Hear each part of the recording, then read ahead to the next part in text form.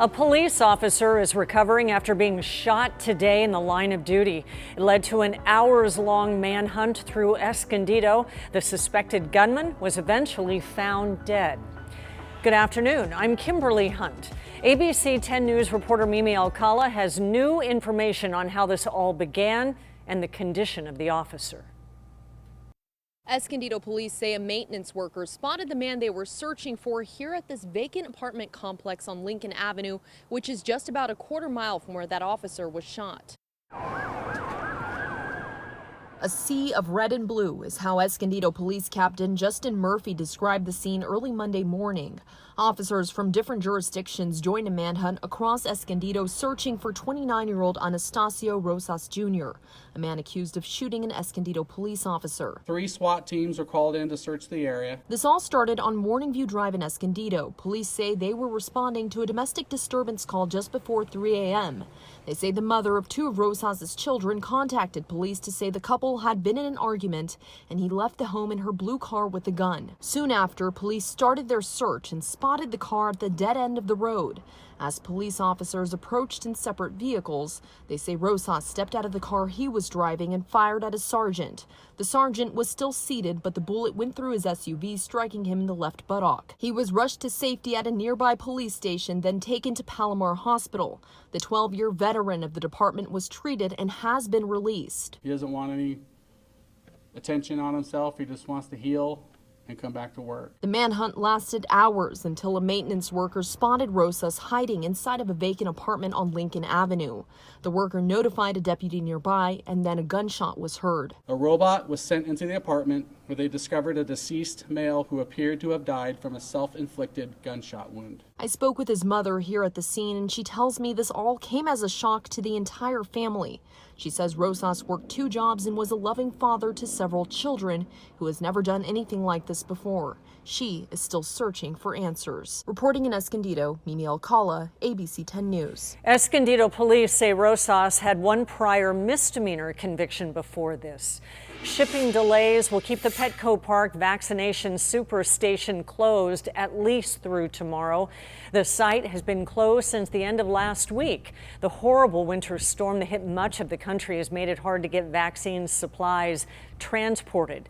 And earlier this afternoon, the county said the shipment of Moderna vaccines that it was expecting today still have not arrived. Many San Diegans are frustrated not knowing when they'll be able to get their shot. So now we haven't heard when it'll be rescheduled to, because, they haven't received the shipment. At this point, the county says anyone who has had a second dose postponed will be automatically rescheduled through the UCSD MyChart website. And we checked other sites. The Del Mar Fairgrounds does have 2,000 appointments available over the next few days.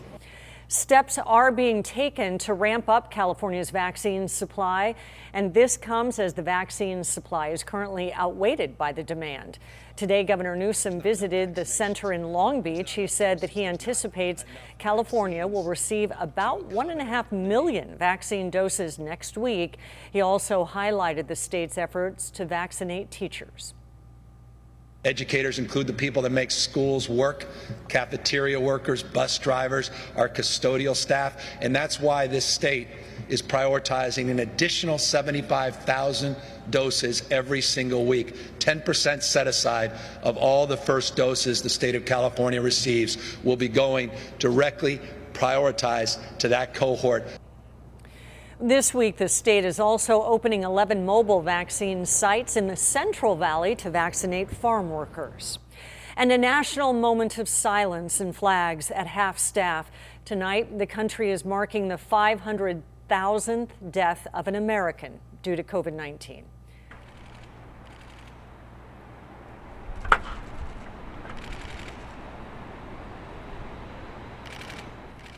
A solemn and quiet prayer from President Biden and his wife Jill and Vice President Harris and her husband Doug.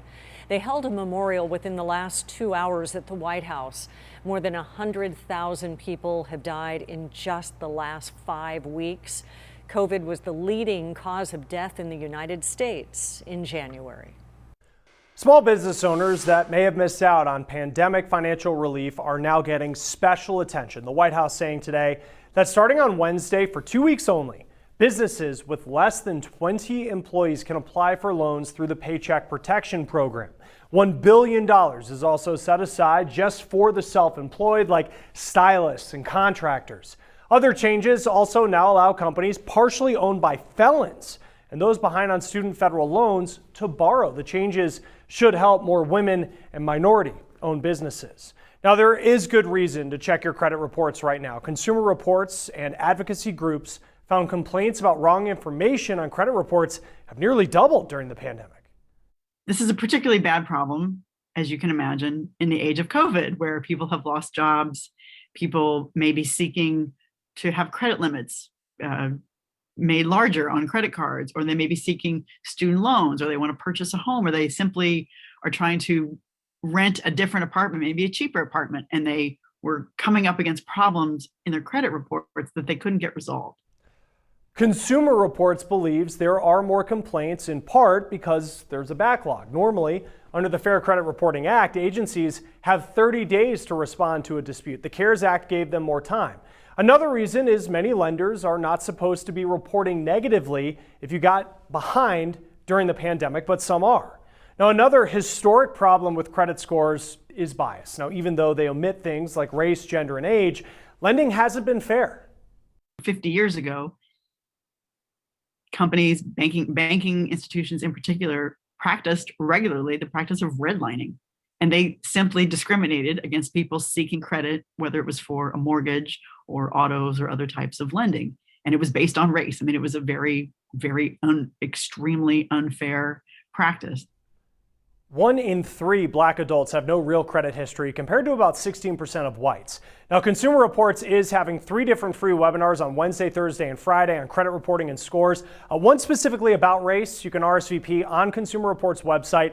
Experts say you can and should check your credit report for free weekly now on annualcreditreport.com.